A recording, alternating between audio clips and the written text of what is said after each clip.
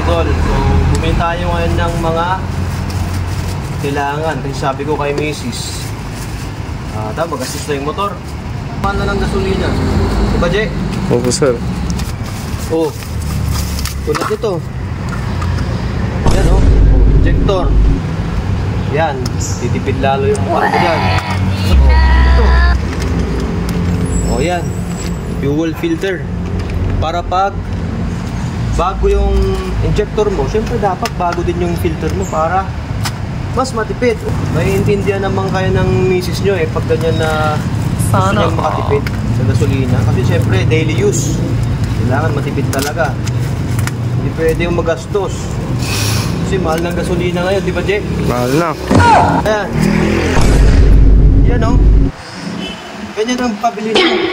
63mm black para sa PCX 160. Oh. Yan yun, oh.